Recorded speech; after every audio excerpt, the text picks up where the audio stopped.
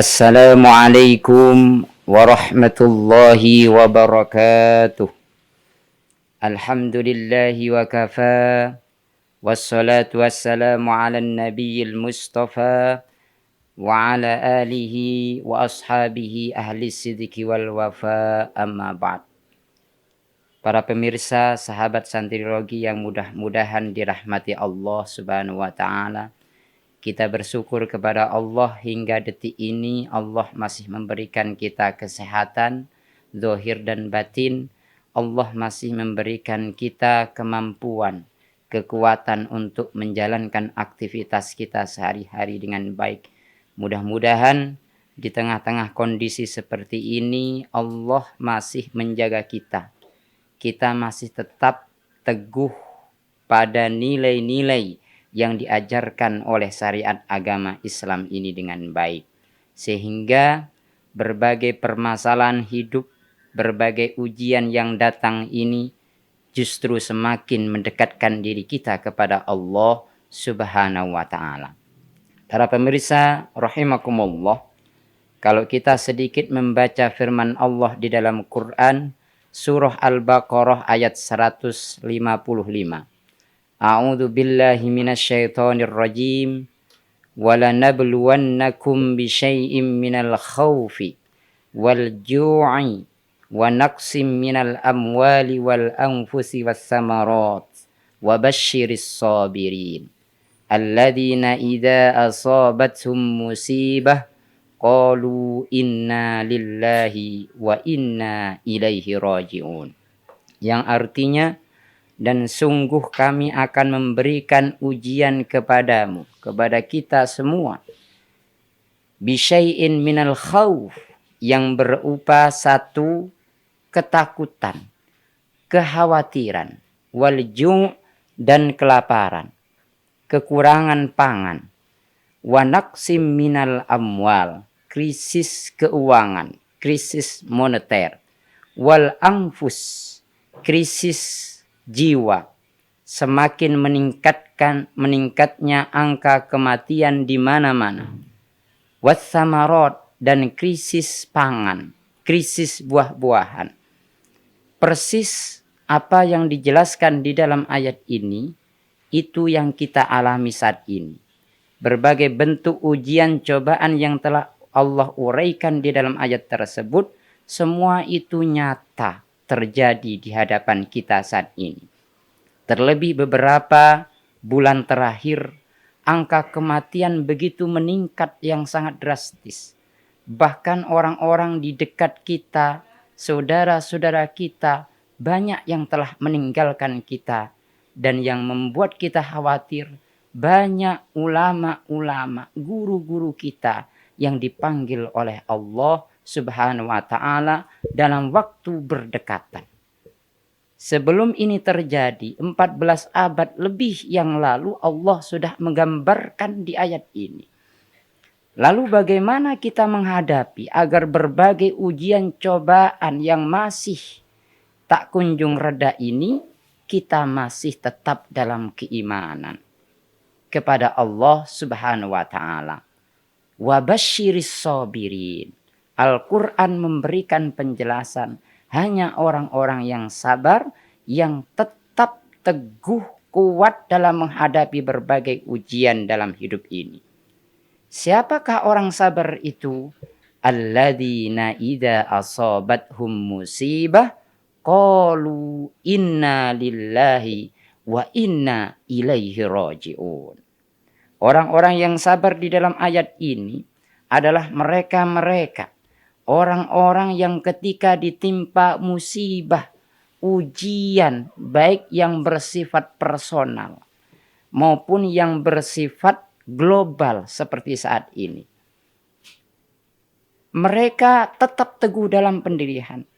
Mereka tetap percaya, tetap yakin bahwa semuanya, segala sesuatu yang terjadi di muka bumi ini berasal dari Allah.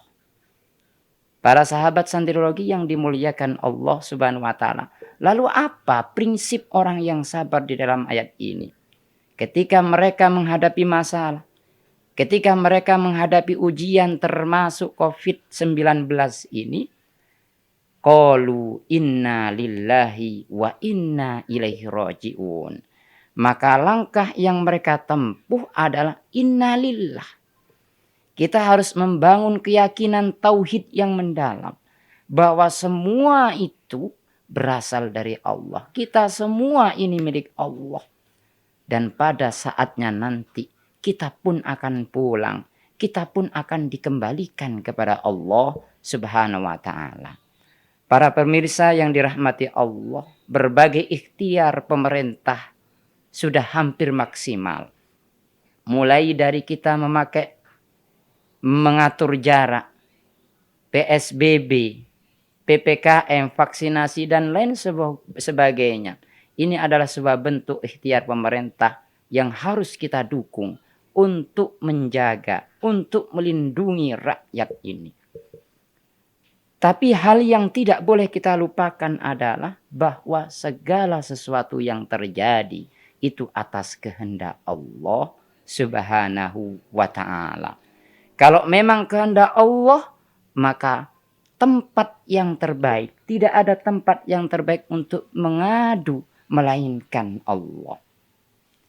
Tidak ada tempat untuk meminta tolong yang terbaik kecuali hanya Allah. Semua mari kita kembalikan kepada Allah. Ketika kita melakukan ikhtiar ini sudah mencapai titik maksimal. Karena hanya Allah lah yang bisa menyelesaikan ujian termasuk COVID-19 ini. Yang telah banyak mengganggu berbagai tatanan kehidupan di berbagai aspek ini. Maka salah satu cara yang terbaik untuk menangkal virus corona ini adalah bagaimana kita terus berusaha meningkatkan imunitas tubuh kita. Salah satunya dengan cara meningkatkan keimanan kita kepada Allah Subhanahu wa ta'ala. Sabar adalah merupakan kunci kita, kunci orang yang beriman untuk menghadapi ujian, musibah yang datang dari Allah Subhanahu wa ta'ala. Maka sabar itu sebenarnya bukan sebagai sikap pasif. Tetapi sebaliknya, sikap sabar adalah sebuah sikap yang proaktif, bukan pasif. Maka Ibnul Qayyim Al-Jauziyah dalam salah satu kitabnya menjelaskan, sabar itu adalah bangkit dari kegagalan. Sabar adalah keteguhan jiwa, keteguhan hati, kekuatan hati. Itulah hakikat kesabaran sebenarnya. Fasbir kama sabara ulul azmi minar rusul. Bersabarlah kalian sebagaimana sabarnya ulul azmi, orang-orang yang teguh pendiriannya. Jadi sabar, sekali lagi kami tegaskan, sabar adalah sebuah sikap proaktif dalam menghadapi berbagai ujian, berbagai musibah yang Allah turunkan ke muka bumi ini. Lalu bagaimana mengimplementasikan sabar itu sebagai tindakan proaktif kita? Paling tidak ada 3 langkah di masa-masa pandemi ini yang harus kita lakukan agar kita senantiasa diselamatkan, dilindungi oleh Allah Subhanahu wa ta'ala. Yang pertama, doa. Perbanyak doa. Tingkatkan intensitas hubungan kita kepada Allah. Karena Allah lah pemilik segalanya. Likulli da'in dawaun. Setiap penyakit yang ada di muka bumi ini pasti ada obatnya. Dan yang memiliki obat dari segala penyakit yang ada adalah Allah Subhanahu wa ta'ala. Perbanyak doa. Bahkan Allah sudah menawarkan, wa qala rabbukum ud'uni astajib lakum. Tuhanmu berfirman, mintalah, berdoalah kepadaku, maka niscaya akan aku kabulkan permintaanmu. Dan salah satu yang bisa merubah takdir Allah adalah doa. Rasulullah Sallallahu Alaihi Wasallam bersabda, salah satu hadis yang diriwayatkan oleh Imam At-Tirmidzi, Rasulullah Shallallahu Alaihi Wasallam bersabda, la yaruddul qada'a illa du'a. Tidak ada yang bisa merubah, menolak ketetapan, ketentuan takdir Allah illa du'a, kecuali doa. Kecuali kita memohon kepada Allah Subhanahu wa taala. Kalau Allah berkehendak Allah menghilangkan COVID-19 ini, kun fayakun, maka semuanya itu akan terjadi.